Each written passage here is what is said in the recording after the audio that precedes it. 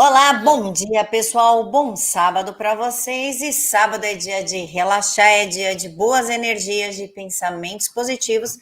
E por isso eu trago o doutor Renato Gomes. Doutor, muito obrigada por aceitar falar com a gente mais um sábado de manhã. Bom dia, Camila. Bom dia aos amigos e amigas que estão aqui nos assistindo. Sem dúvida, um dia que promete. Um dia, eu diria que será muito bom. Doutor, hoje, daqui a pouquinho, 9 horas da manhã, inicia-se as manifestações em todo o Brasil pelo presidente Bolsonaro. Uma das coisas que eu passei a semana questionando no meu canal é sobre como tomar o Brasil de volta. Essa manifestação vai nos permitir pegar o Brasil de volta, tirar da mão daqueles que estão nos censurando, nos perseguindo e acabando com a nação?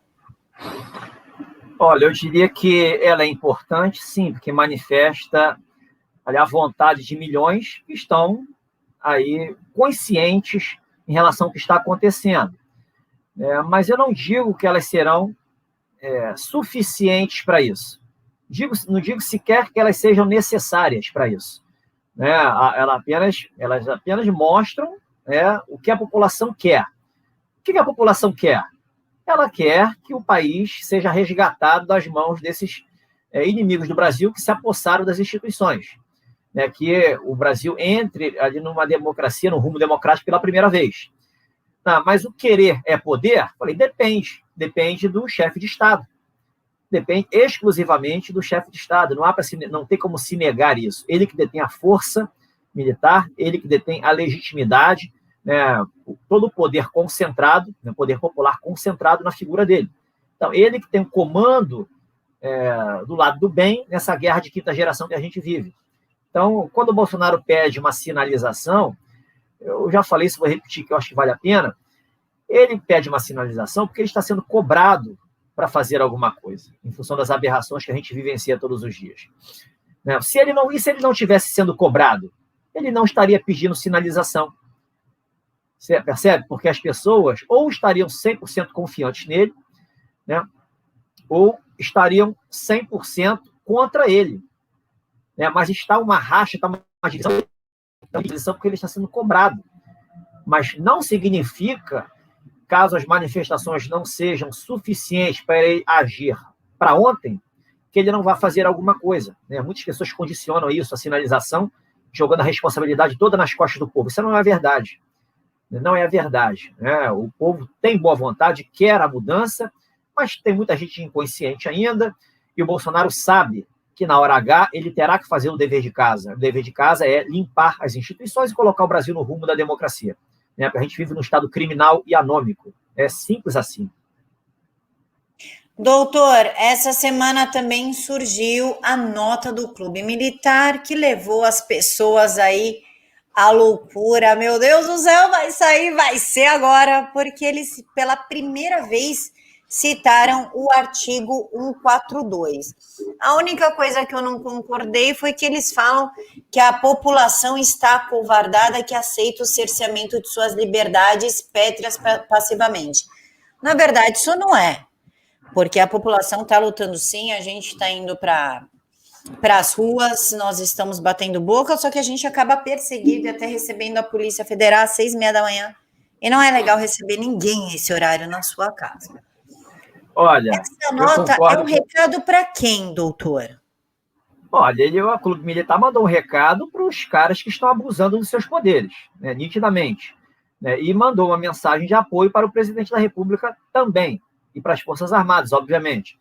Eu também discordei desse trecho, quando falou que o povo está acovardado. O povo não está acovardado. O povo, eu diria que está desorientado, está angustiado, irritado e desorientado, não sabe o que fazer, não sabe como lidar com essa situação, até porque o povo nunca esteve com as suas liberdades tão ameaçadas.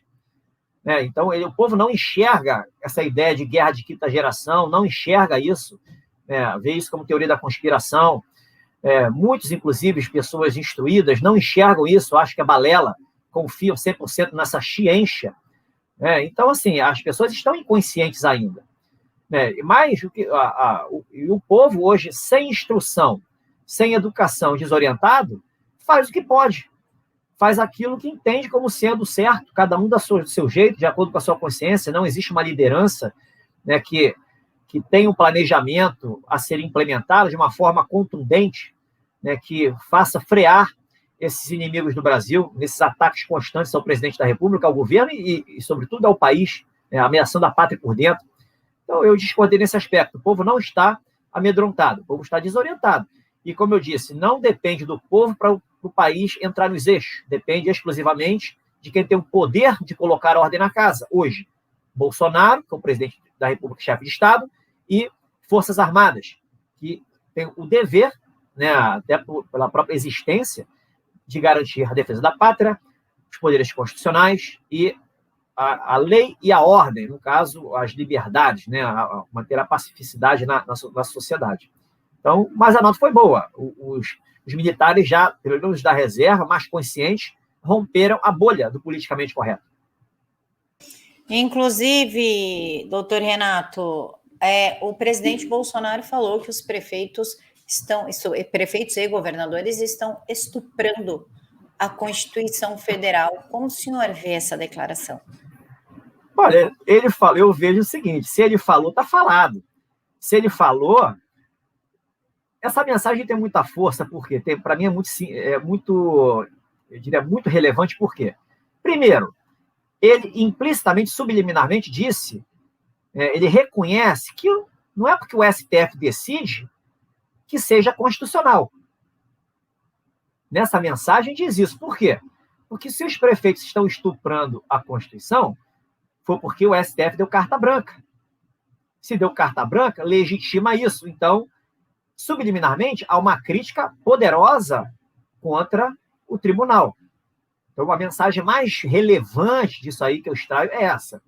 Segundo, se estão estuprando a Constituição, e ele falou que temos que botar esse pessoal para dentro das 4 linhas da Constituição, esse pessoal receberá uma conta poupuda.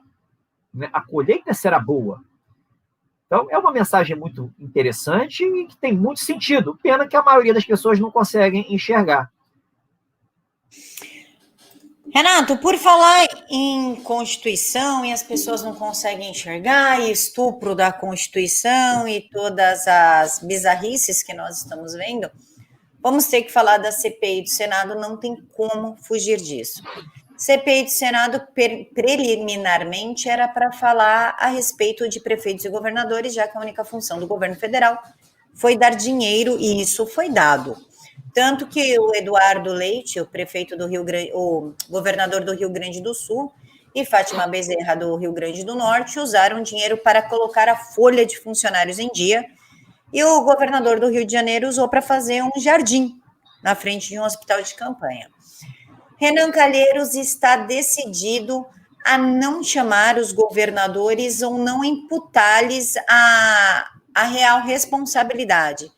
Ele disse o seguinte: Calheiros e Randolfo Rodrigues, vice-presidente da comissão, esclareceram que a CPI não investigará a forma com que os gestores estaduais e municipais estão gastando os recursos federais destinados a combater a pandemia.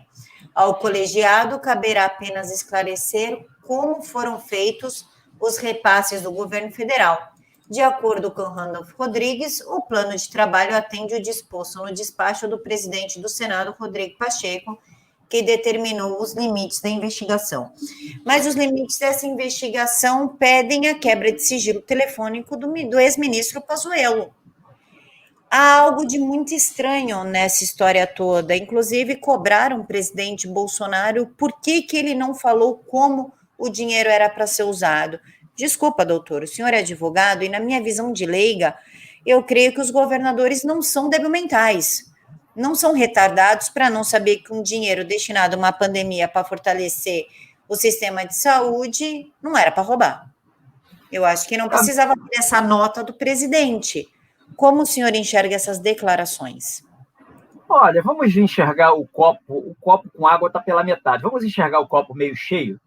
Essas declarações foram excelentes. Mas um exemplo, são sintomáticas para atestar a farsa que é essa CPI. Essa CPI, Camila, não vai dar absolutamente nada. Só quem se preocupa com ela é quem está sem noção do que está acontecendo de uma forma, um contexto mais amplo. Essa CPI vai incriminar todos os seus representantes. todos os seus representantes estão em processo de autofagia, né? Estão num processo entrópico acelerado. Né? E não adianta o que eles vão fazer ali, você não consegue forjar uma omissão, né, para responsabilizar o presidente da República nessa realidade que a gente está hoje, com base nos fatos que estão ali transparentes, né, à disposição de todo mundo. Não existe isso. Isso aí eu diria que é um teatro. Não deve ser levado em conta o que está acontecendo. A minha sugestão para as pessoas que estão nos assistindo, os nossos amigos aqui, não se deixe abalar por esse tipo de informação. Quando se falar de CPI, ignore. Mude lá o canal, mude o canal do YouTube que esteja falando. Uma mensagem no Zap, mude a mensagem. Isso aí, esse pessoal está, eu diria, reforçando o próprio dossiê, está ampliando a própria ficha corrida, né? Porque isso aí não é política, isso aí é politicagem. Isso aí, eu diria, é um golpe velado que está se tentando dar contra o presidente da República. Está se tentando macular a imagem do presidente da República. Está se criando, construir algo para justificar uma acusação de crime qualquer, né? Sobretudo um crime de responsabilidade qualquer, por mau uso de verba, ou qualquer coisa similar, né? Um crime por omissão, é o que está se falando. Então, não levem a sério isso aí. Isso aí apenas está servindo para prejudicar os próprios integrantes da CPI, que a gente não sabe nem se vai estar vivo amanhã. O mundo está aí. Ninguém é imortal, né? A gente está na matéria. Esses caras estão vivos amanhã? Quem são eles para dizer o que vai acontecer com o presidente da República ou não? Quem são eles para tentar sabotar um projeto de poder aprovado nas eleições de 2018, por mais que a questão da votação seja questionável, da forma como foi?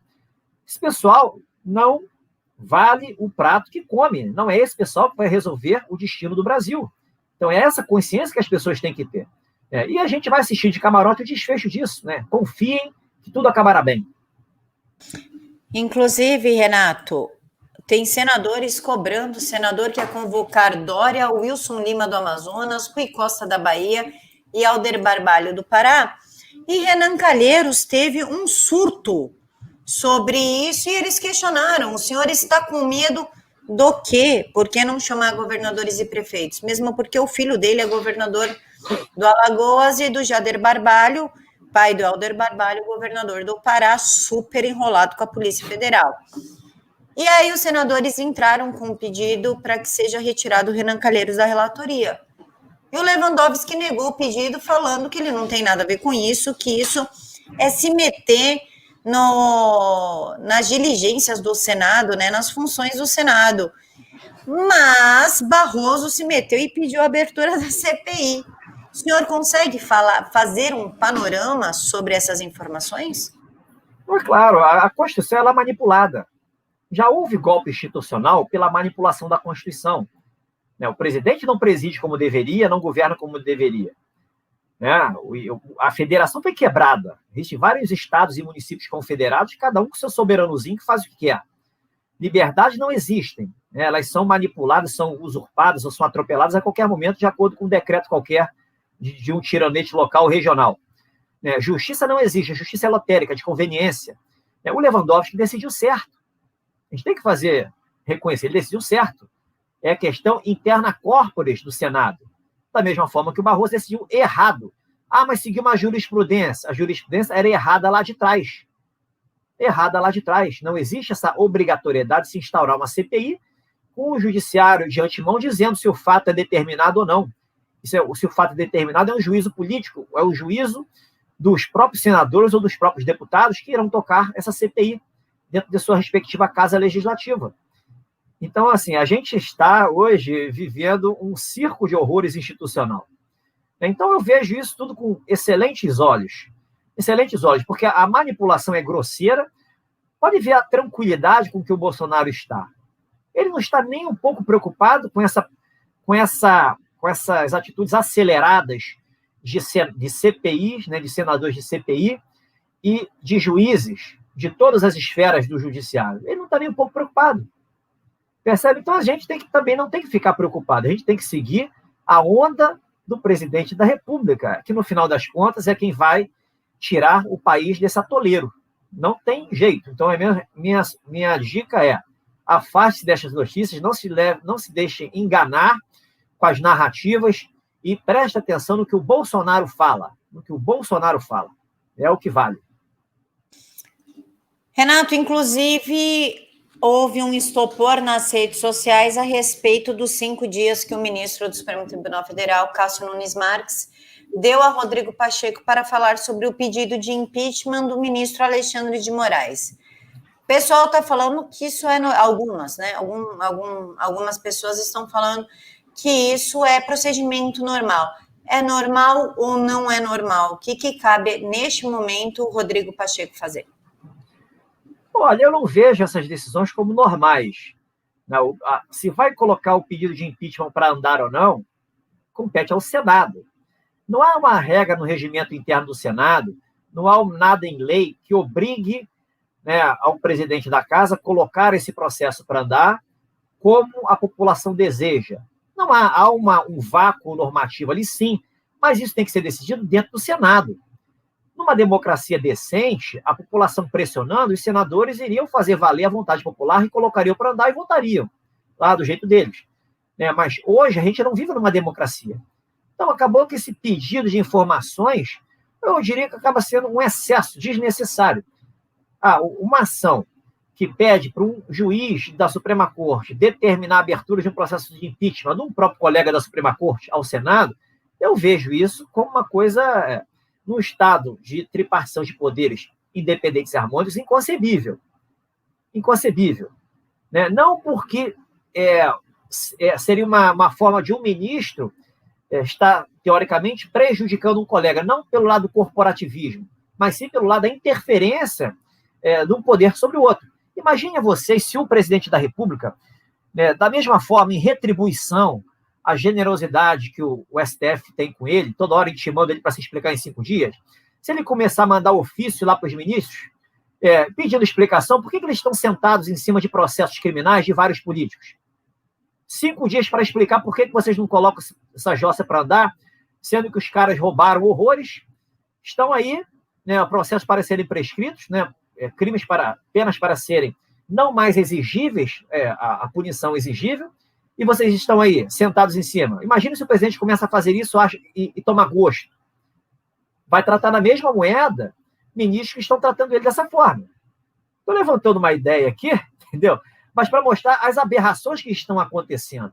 Então, hoje, aí tem lá, logo um ministro volta e meia fala, não, mas o judiciário, ele é acionado. Pois é, ele é acionado, mas existem condições legítimas para se exercer o direito de ação, como, por exemplo, a possibilidade jurídica do pedido.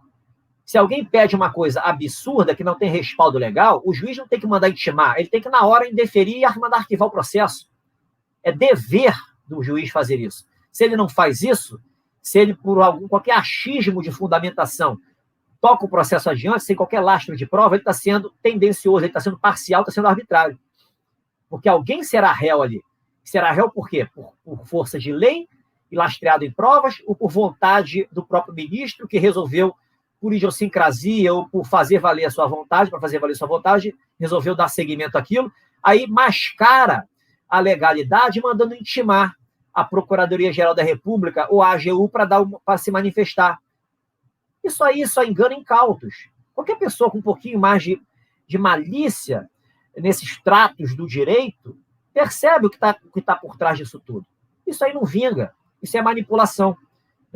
Mas o Bolsonaro corre... o risco do Bolsonaro cair em função dessas falcatruas é nulo. Porque ele já disse, pelas falas dele, de uma forma bem sutil, falas duras, mas deixa ali nas entrelinhas, que ele não considera nada do que está acontecendo como sendo constitucional. Se ele não considera como sendo constitucional, ele não vai aceitar que uma safadeza, uma construção de provas por meio de malandragem, vai tirá-lo de lá por meio de um impeachment forçado, por meio de uma canetada de togados totalmente suspeitos para julgar qualquer coisa contra ele. Percebe? Então, isso aí é inocência. Eu vejo que é um ato de desespero das pessoas que estão sem a clareza necessária para fazer esse tipo de leitura. Renato, O Renan Calheiros pediu acesso aos inquéritos ilegais, inconstitucionais e sigilosos do Supremo Tribunal Federal no âmbito das fake news, também chamado de inquérito dos memes e dos atos antidemocráticos.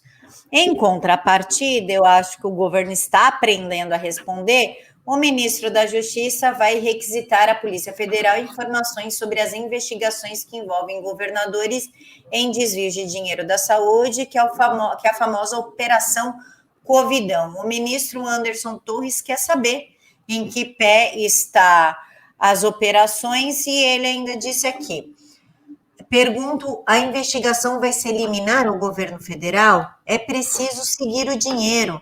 Em seguida, ele foi questionado se a PF já não faz isso há algum tempo. Ele respondeu: sim, sem dúvida. Há muitos casos sobre investigação nos estados desde o início da pandemia. O problema é que isso não está sendo falado. Eu vou pedir esses dados à Polícia Federal e tudo que já foi feito. Há várias operações em andamento. Isso precisa ser mostrado. As pessoas têm que tomar conhecimento disso também. Eu espero, sinceramente, que isso chegue ao estado de São Paulo, porque aí vocês vão cair para trás do que João Dória roubou junto com Bruno Covas, né? É de fazer inveja para Lula, assim, ó, para nego de colarinho branco mesmo, né? Os roubos do Dória. E eu gostaria de saber o que o senhor acha dessa ação do ministro da Justiça e se ela vai prosperar. Eu não tenho a menor dúvida de que vai prosperar.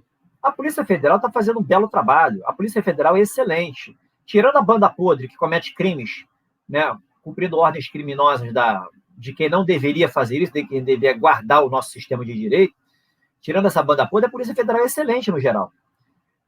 Então, esse pessoal que cometeu falcatruas, ele vai pagar. A gente tem que ter só um pouquinho de paciência. Em relação ao Renan Calheiros pedir acesso ao inquérito das fake news, é mais é cômico, não há o que se falar. As provas forjadas, provas ilícitas, e ele acha que vai chegar onde com essas provas?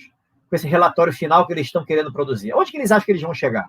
É uma pergunta que eu me faço. O que passa na cabeça deles? De onde que eles acham que ele tem poder para fazer o que eles estão querendo? Assim, eu não sei o que passa na cabeça deles. Para mim, chamada inconsciência, é uma palavra que se encaixa bem nessas coisas. Porém, ele faz o que é certo na visão dele de mundo, de vida e de mundo. Não questiono isso. A questão não é de certo e errado. A questão é de o que ele está fazendo, o que ele pensa dentro desse certo e errado. O que passa na cabeça dele? Ele faz o que ele acha que é certo. Só que o certo dele é muito questionável para quem enxerga a realidade de uma outra forma, a vida de uma outra forma. Então, vamos aguardar esse cenário que eu direi que o desfecho será maravilhoso. Sinal bíblico. Mesmo porque Renan Calheiros, que é relator, e o presidente, o Omar Assis, eles estão afundados em denúncias de corrupção, desvio de dinheiro, caixa 2, roubo, tráfico de influência. É tanto crime que não dá para falar. Inclusive, doutor Renato, o Omar Assis, o presidente da CPI, ele foi citado 256 vezes num processo que tem 260 páginas. São, acho que, de 200 milhões de reais desviados.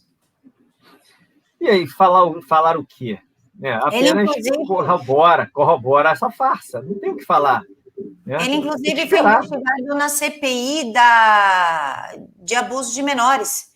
Por causa de um voto de Minerva, a cara dele foi limpa por um voto de Minerva de um colega dele. Aonde ele chegará? Nesse Senado. Aonde ele chegará no final dessa história? Vamos aguardar o desfecho. Não adianta a gente estar especulando em cima de vamos dizer, o currículo de cada um. O currículo de cada um a gente já conhece, já é notório.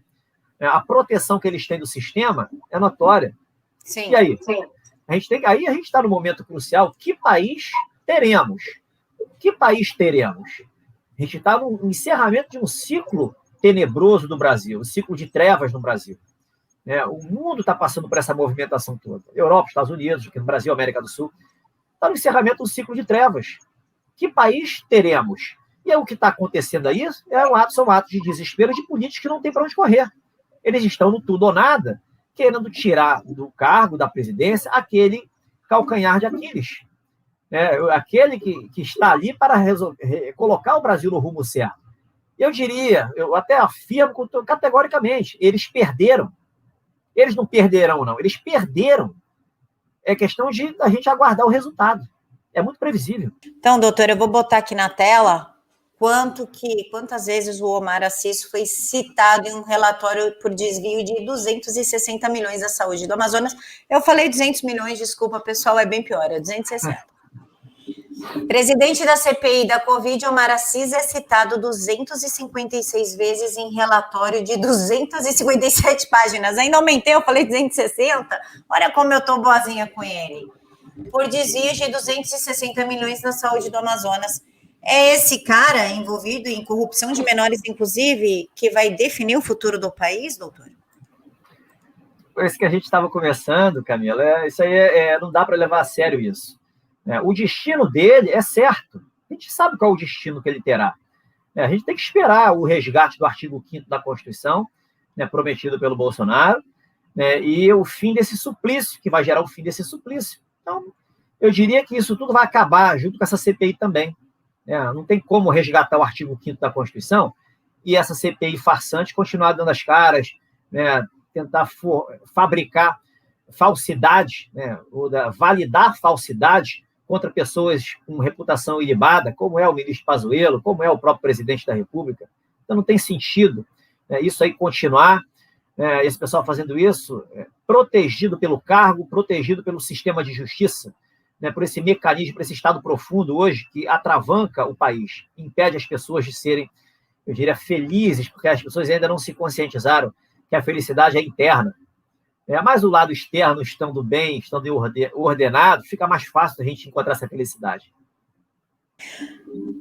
Renato, a Justiça proíbe o governo federal de fazer campanha sobre o tratamento precoce. Eu jurei que a gente vivia numa democracia com direito a livre acesso à informação e a pensamento, mas não.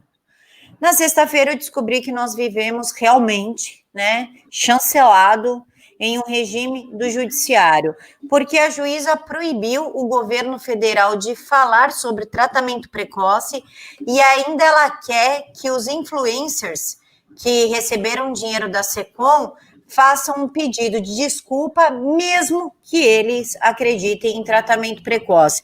Quem tomou essa atitude foi uma juíza aqui da Justiça Federal de São Paulo, o nome dela é Ana Lúcia Petri Beto, e ela diz o seguinte, que a SECOM se abstenha de patrocinar ações publicitárias que contenham referências a medicamentos sem eficácia comprovada contra a peste chinesa, especialmente com expressões como tratamento precoce, kit Covid ou congêneros. Essa juíza, ela sequer se preocupou em chamar médicos que estão ministrando o tratamento preventivo e nem pessoas que sobreviveram por conta do tratamento preventivo.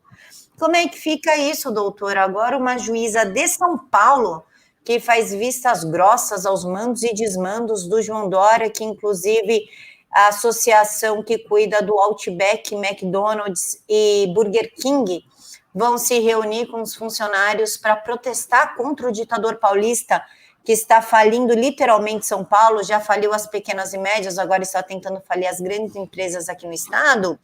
Isso ela não vê, ela faz vistas grossas, nem que ele tirou dinheiro da saúde mandado pelo governo federal e tirou dinheiro da Santa Casa, inclusive, para poder botar 70 milhões em verbas publicitárias e marketing. Inclusive, o João Dória aumentou o ICMS até de remédio para câncer, doutor. E ela não falou nada. Mas vamos falar de tratamento precoce, ela quer se meter. O senhor pode explicar isso para a gente, por favor? Porque eu acho que eu sou muito medíocre para entender a profundidade disso. Vamos lá. A certeza da impunidade avaliza isso tudo. Quem garante isso? A toga lá de cima, a toga suprema. Essa juíza reza da mesma cartilha, dessa xienxa, que na realidade mata. É a xienxa que mata. Essa que ela reza na cartilha. A ciência, os bons profissionais que salva, essa ela ignora. Porque então, primeiro ela parte de uma premissa falsa, essa narrativa da ciência, que inclusive já foi negada pela própria OMS, que defende o tratamento. Mas não interessa, não chega aqui porque não convém. Então, ela é uma juíza nitidamente ativista e pode ver que associação ela está vinculada, que associação de juízes ela está vinculada.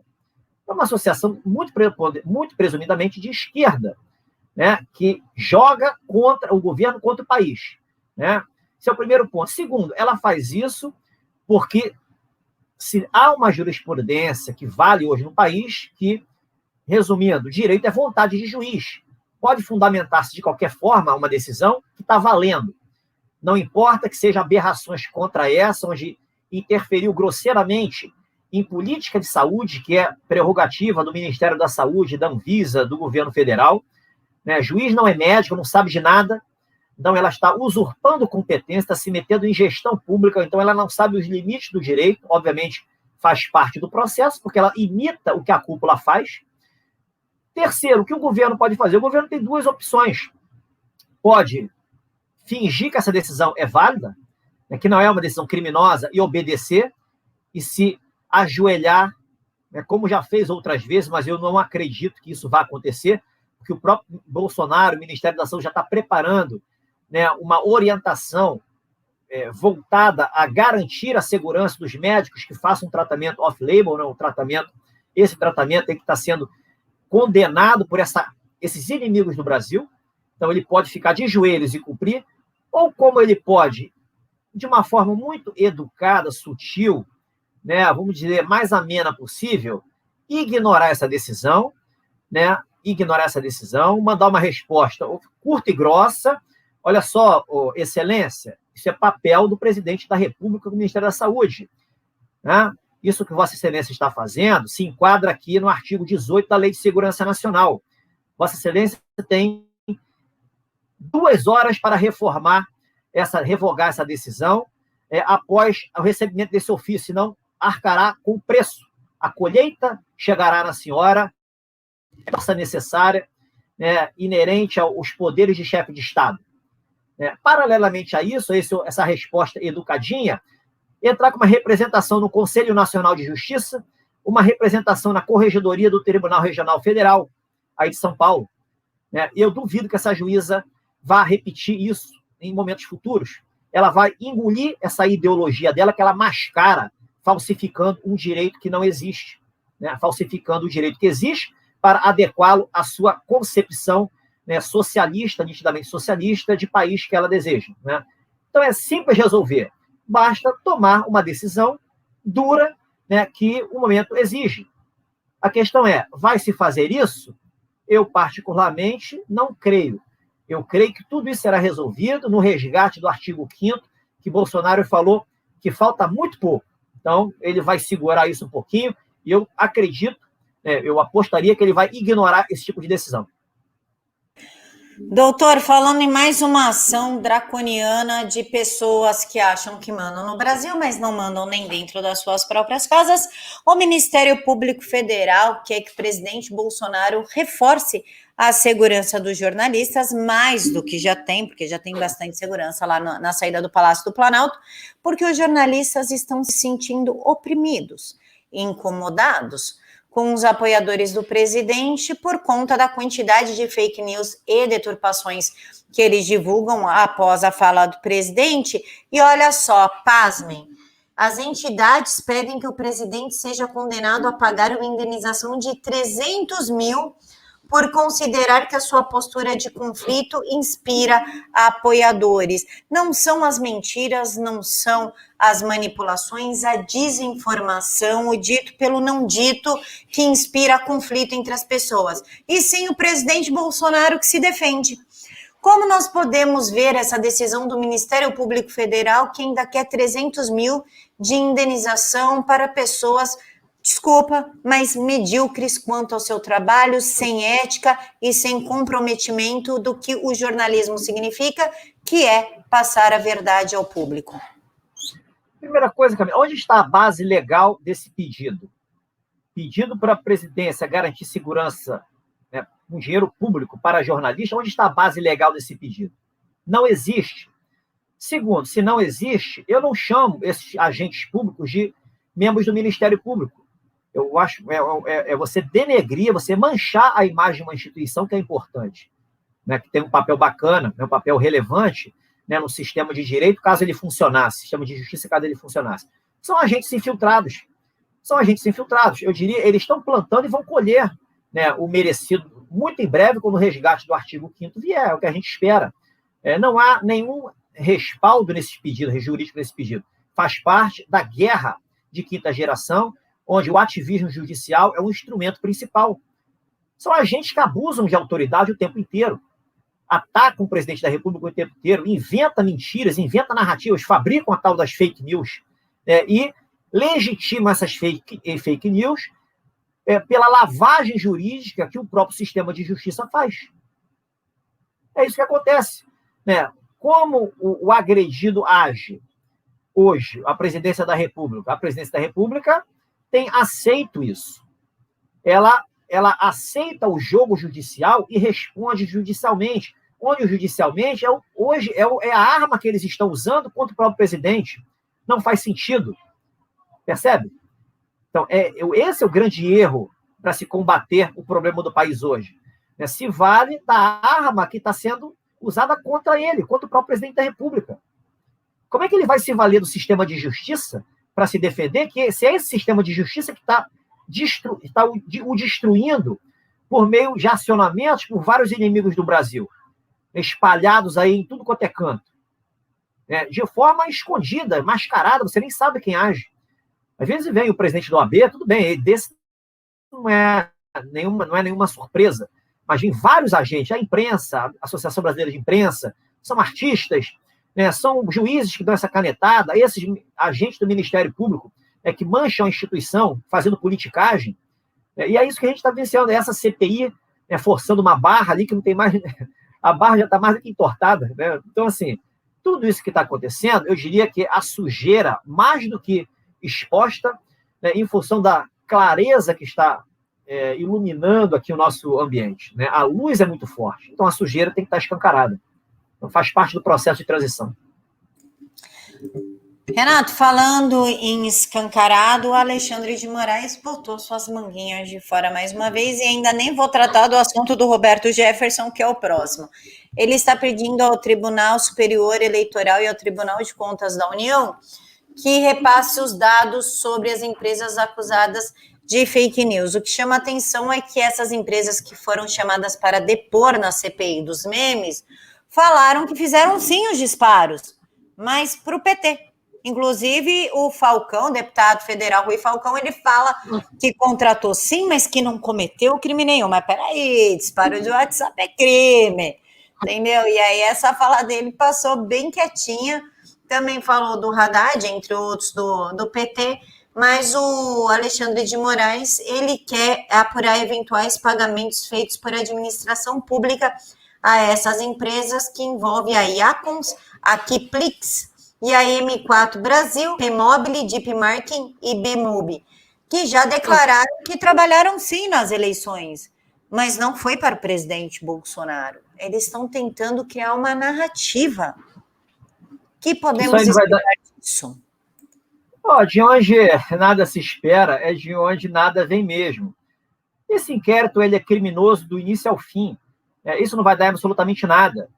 Quem que eles vão condenar nesse inquérito? Quando houver o resgate do artigo 5º, isso tudo acaba. Ou o artigo 5º será resgatado em sua integralidade, ou o Bolsonaro ele passará a imagem de bravateiro. Eu não creio, eu aposto que o presidente não seja bravateiro. Eu confio no que ele fala. Então, o artigo 5º sendo resgatado, esse inquérito é uma das coisas que vai acabar. Então, isso tudo que está acontecendo é fabricação, é o mecanismo desesperado para produzir provas, e alguém tem que pagar o preço. Quem é esse alguém? Será o presidente da República? Será alguém do governo? Não será. Será alguma dessas empresas acusadas de disseminar fake news, que sequer crime é? Não será. Que o artigo 5º sendo resgatado, todos os inocentes serão absolvidos, sairão de cena. Quem está preso vai ser solto. Relaxamento de prisão está lá no artigo 5º. Uma prisão ilícita gera necessariamente um relaxamento por parte de juízes. Isso haverá. Então, assim, tem que aguardar o desfecho dessa história, mas isso aí é ato de desespero. O ministro está se prejudicando com isso. Ele pode não perceber, mas ele está se prejudicando com isso. Doutor Renato, então vamos falar mais um pouquinho de Alexandre de Moraes, que é para a gente manter aqui no nível do ódio, na força da raiva, e continuar o vídeo. Moraes mira Roberto Jefferson no inquérito das fake news. O ministro acatou uma petição do Conselho Federal da Ordem dos Advogados do Brasil. O que está acontecendo nessa história? Roberto Jefferson, ele anda investindo contra os ministros do Supremo Tribunal Federal, e o que sempre nos chamou a atenção foi o silêncio do Supremo, sendo chamados, entre muitos apelidos, que eu não vou repetir por uma questão de preservação, porque senão eu acabo na cadeia, Roberto Jefferson não, que o Supremo Tribunal recebe dinheiro do narcotráfico e que o Barroso deixou transparecer suas necessidades homoafetivas quando falou que o presidente Bolsonaro era machão. O ministro acatou a petição da OAB no âmbito do inquérito das fake news e, segundo Alexandre de Moraes, a entidade alega que Roberto Jefferson vem empreendendo sistemática campanha de disseminação de fake news por intermédio de seus perfis nas redes sociais, e eles querem saber se o partido está passando alguma quantia para a conta de Roberto Jefferson para que ele fique postando na internet. Inclusive, a OAB disse que o presidente do PTB extrapola os limites da liberdade de expressão, prestigiando a desinformação e atacando frontalmente as instituições democráticas e a honorabilidade de seus membros, além de grupos de imprensa. Eu não sabia que existia limites para a liberdade de expressão e nem que eu não poderia, por exemplo, fazer piadas com o tamanho do Felipe Santa Cruz, presidente da OAB. Eu nem sabia que quem não tem honra pode ser atingido em sua honra. E eu gostaria da opinião nesse momento, porque eu estou bem confusa. Primeira coisa é assim, a legitimidade da OAB para entrar com esse tipo de ação, né? Primeiro que o inquérito é criminoso, a OAB entra com a ação para pegar uma pessoa física que sequer fez menção à OAB. Não é caso para a OAB acionar a justiça, né, querendo comprar as dores de ministros, ou seja, acionando, provocando o ministro para agir de uma forma totalitária contra alguém que, tudo bem, o Roberto Jefferson está ofendendo, sem dúvida está ofendendo, mas tem lá os crimes contra a honra que os ministros ofendidos, né, que podem se valer da justiça e acionar o Roberto Jefferson. Entendeu? Não dessa forma, entendeu? Se quem está financiando o Roberto Jefferson, pelas redes sociais dele, ele que faz juízo de valor sobre o que ele posta, ele tem direito de fazer isso. E ele responde pelos excessos. Então, assim, mas como a gente vive num Estado de Direito que não existe, é um Estado destruído, um Estado anômico, um criminal e sem regras, hoje é um vale tudo. Essa fundamentação do OAB é pífia, né? De jurídico não tem nada, é achismo, instituições democráticas, não existem instituições democráticas. As instituições hoje são autocráticas, elas não atendem aos interesses da população, elas atendem aos próprios interesses e fundamentam com as próprias vontades. São instituições dignas de um regime ditatorial. Não tem nada de instituições democráticas, é um contrassenso, um oxímoro, é um paradoxo semântico. Então não funciona isso. Mas é o que está valendo, vale essa guerra de narrativas agora. Roberto Jefferson, eu acredito, eu suponho que ele tenha cartas na manga. Ele comprou uma briga feia ali. Então eu não sei o que tem na manga. Vamos ver qual vai ser o desfecho dessa história. Mas não é surpresa isso que está acontecendo. Não é surpresa. Vamos ver onde que vai dar isso. Ninguém vai ofender ministros, doutor, sem ter, no mínimo, um dossiê que faria eles passarem a noite de conchinha. Creio eu que ninguém é tão suicida a esse ponto.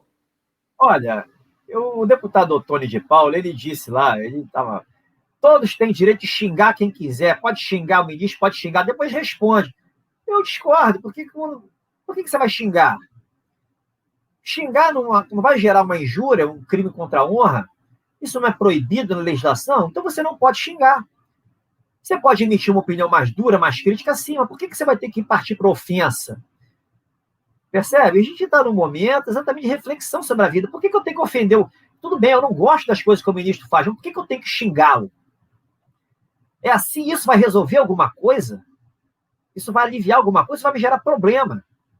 Percebe? Eu vou xingar, vou desopilar o fígado. Por que eu vou ofender o ministro que, particularmente, não me fez nada? Não me agrediu. Se ele me agredir, a gente toma umas decisões diferentes, mas assim, seria pessoal, mas não é o caso. Como eu falei, o ministro faz o que é certo na concepção de vida dele.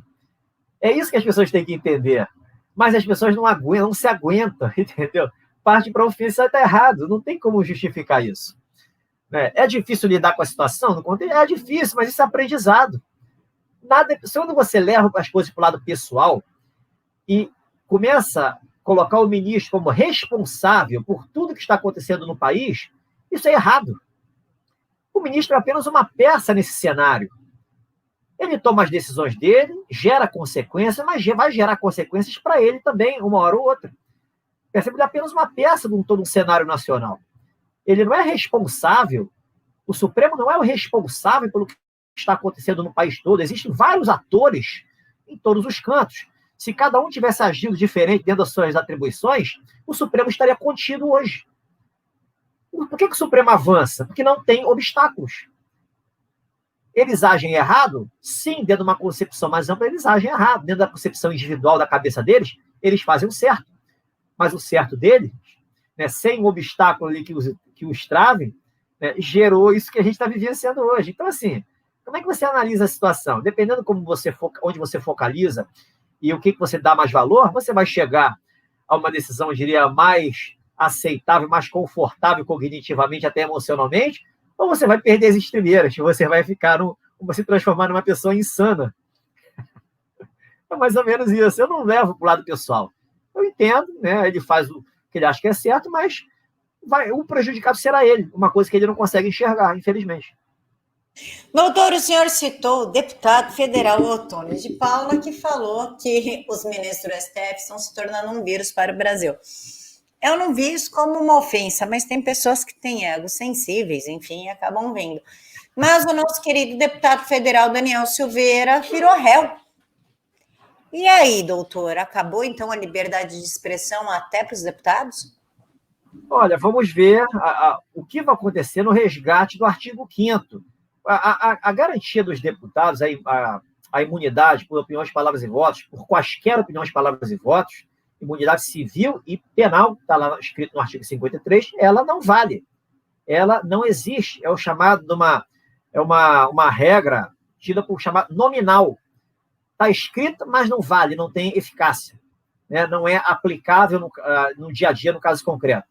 Quando você tira dos deputados a imunidade que justifica a razão de ser parlamentar, você poder falar o que você quiser, você poder dar a cara a tapa, entrar em qualquer embate, mesmo falando coisas das mais absurdas que seja, você permite a perseguição política. Na realidade, a proibição da perseguição política é exatamente o que justifica uma imunidade de fala absoluta prevista na Constituição. Então, isso não existe mais. Hoje existe uma subserviência total do Congresso Nacional em relação ao Judiciário. E o deputado hoje está servido como boi de piranha. Ele sairá ileso dessa história, depende do resgate do artigo 5º que o Bolsonaro fará. Se o relaxamento de prisão, que está lá como uma garantia fundamental, uma cláusula pétrea prevista no artigo 5º, também estiver incluso dentro dessas garantias que o Bolsonaro pretende resgatar nesse encontro amoroso que virá logo em breve ali na frente, eu tenho certeza que o Daniel Silveira sai livre, leve e solto, e esse processo instaurado no STF será arquivado imediatamente. Não tem como pensar diferente caso a gente enxergue o Brasil rompendo esse ciclo do atraso e ingressando definitivamente num ciclo longevo de prosperidade. Doutor, falando em ciclo de prosperidade, surgiu um babado nessa sexta-feira que deixou as pessoas um pouquinho chateadas com Augusto Aras, aquela história do ele é petista, oh meu Deus, petista da PGR, presidente, botou petista da PGR, está retornando com força. Por quê? Porque no STF, o Augusto Aras defendeu a derrubada da lei que estabelece autonomia no Banco Central. Eu gostaria que o senhor falasse um pouquinho sobre isso. O procurador-geral apontou um vício técnico na tramitação da proposta no Congresso Nacional. Eu gostaria de ouvir a sua opinião antes que peçam a cabeça do procurador da República, Augusto Aras. Coitado, ele tem fazendo um trabalho tão bom, né, doutor? Ele está ali, ele está protegendo o presidente, julgando justamente, né, mesmo chamando ele de biógrafo do Toffoli, ele está sendo bem ponderado nas suas ações, né? Pedir a cabeça do velhinho neste momento eu não acho legal. Como é que o senhor vê? Olha, não me surpreendeu, né? O Procurador-Geral da República, ele anda ali no fio da navalha. Uma hora ele atende a toga, uma hora ele atende o presidente da República. Ele anda no fio da navalha, né? Onde há uma demonstração maior de força, ele tende ali a aderir. No momento, não sei por que cargas d'água, ele resolveu entrar com essa ação. Olha, se houve vício formal na tramitação ali, eu não sei porque eu não analisei a decisão dele, eu não vi quais foram os fundamentos efetivos, mas eu, particularmente, se eu tivesse que apostar, eu diria que foi alguma questão interpretativa ali em relação a algo nebuloso. Nebuloso não no sentido de que houve ali uma invalidade efetivamente, mas foi uma firula inventada para se invalidar algo aprovado pelo parlamento legitimamente, pela maioria dos votos, como exige lá o quórum constitucional. Então, e além disso, é uma política de governo. A política monetária é uma política de governo, né, que foi autorizada, né, ali a independência do Banco Central, autorizada pelo Congresso Nacional, é quem legisla. Por que o judiciário tem que dar pitacos em relação a isso? O que um partido de esquerda derrotado, né, com achismos, né, não tem nada de jurídico no pedido, né, na petição que pede lá a invalidação da lei, não tem nada de jurídico. É que vai acontecer isso, vai acontecer aquilo, que não pode ficar separado disso ou daquilo, não tem nada de jurídico.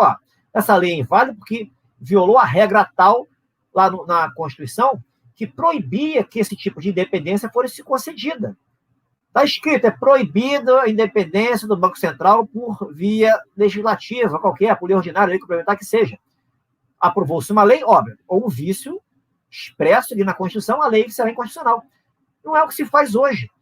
Você busca se invalidar qualquer coisa com os argumentos mais espuros do mundo. É uma ideologia mascarada ali de direito, que não tem nada de direito. Qualquer pessoa minimamente inteligente, que saiba ler, verifica que aquilo ali não tem nada de jurídico, é vontade. Né? E página, o Aras deu uma mascaradinha, alegou um vício de forma, porque de conteúdo não tem o que alegar, que é só achismo, vai acontecer isso, vai acontecer aquilo, isso é poder discricionário do chefe de Estado, como vai ser feita a política monetária, né, do chefe de governo, no caso, que quem toca é o Banco Central, até o Copom. Então, isso aí, de conteúdo não tinha como se invalidar. Não tinha, pelo menos na consciência do Aras, que hoje, na consciência do Supremo, você invalida qualquer conteúdo. Né? Conteúdo não é problema. Né? Conteúdo você inventa e, de acordo com o seu gosto, você invalida ou valida qualquer coisa. Então, é isso que está se fazendo, está querendo se atacar agora, né, a política monetária do Banco Central independente. Aí, trazendo para um outro lado de análise, por que está acontecendo isso? Nada acontece que não seja para o bem. A gente tem que extrair lições. Né? Qual é a vantagem disso aí? A gente não sabe ainda.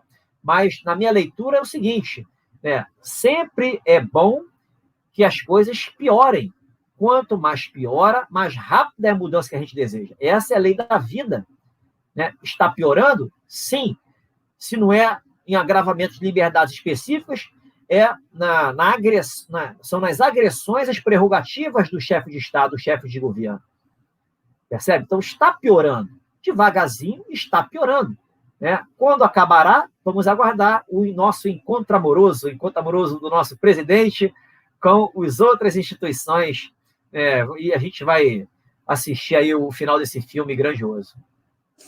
Falando em encontro amoroso, doutor, nós temos aí a carteira de vacinação digital, olha só, para perseguir bastante pessoas, porque o documento poderá ser acessado tanto pelo celular por um computador. E sem esse documento, você não pode entrar em ônibus, não pode tirar a carteira de identificação, renovar documento, entrar em bares, hotéis, restaurantes, enfim, você não tem vida. O que acontece é que aqui no Brasil se dá a Coronavac, e nos Estados Unidos e na União Europeia estão proibidos de entrarem pessoas que tomaram a Coronavac. Ou seja, se você não tomar, você não entra em lugar nenhum, se você tomar, você não sai do Brasil, e essa carteirinha parece que tem aí uns moldes de perseguição. Como o senhor vê isso? Isso não fere o meu direito à liberdade de escolha sobre meu corpo? Não vejo isso com o futuro, isso aí vai cair. Por que vai cair? As liberdades do artigo 5º não serão resgatadas? Isso aí não tem futuro. Isso é uma lei criminosa. É uma lei criminosa, ela praticamente estabelece a morte civil. Você deixa de exercer seus direitos da vida civil por idiosincrasias, por vontades espúrias de um político que quer dizer como você deve tratar a sua saúde. Coisas que nem o médico, no consultório, pode determinar para você, garantir para você que 100% de cura ou 100% de prevenção de acordo com o tratamento que ele prescreva. O médico em si ele só tem obrigação de meio. Ele se dedica ao paciente, prestando o melhor serviço, de acordo com aquilo que ele estudou, né, com empatia, e buscando, obviamente, o bem-estar do seu paciente. Jamais ele vai dizer, toma isso, Camila, que você jamais pegará essa doença de novo. Ou toma isso que você, com certeza absoluta, você vai ficar curada e não vai te acontecer nada de efeito colateral. Ele não vai fazer isso. Não pode fazer isso, porque ele não tem como testar isso. Não tem como prever. E o político quer fazer porque quer, ele quer acabar com a tua vida, né, de uma forma indireta, dizendo que está protegendo a sua saúde. Ele está criando, na prática, uma situação de estado de necessidade constante.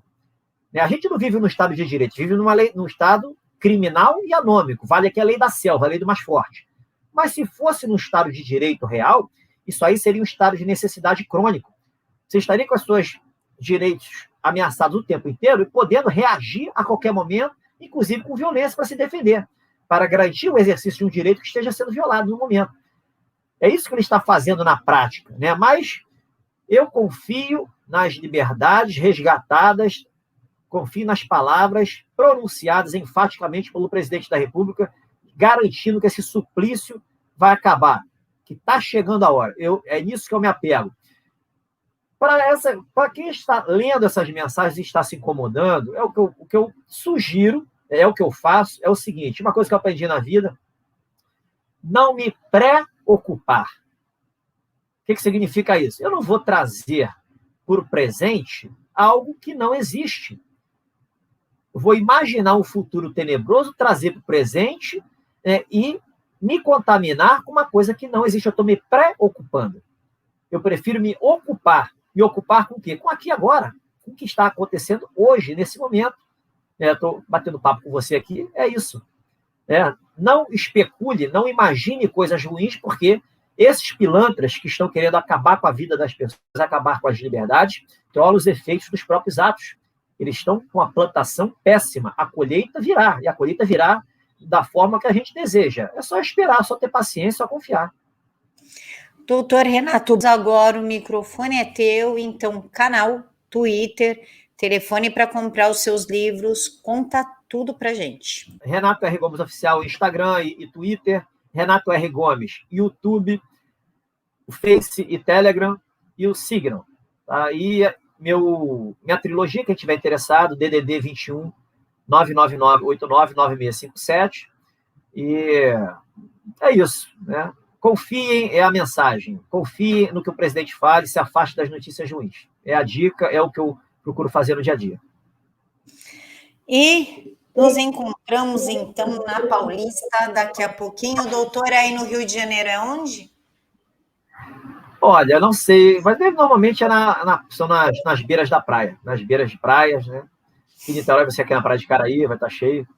Rio de Janeiro é na beira da praia, São Paulo é no calor da Paulista. Mas vamos que vamos.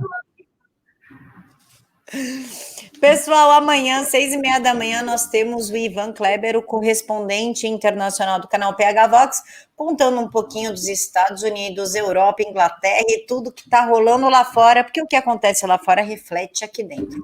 Então, eu aguardo vocês na Paulista daqui a pouquinho e, claro, amanhã de manhã, com o Ivan Kleber fazendo seu giro internacional. Doutor, mais uma vez, obrigada.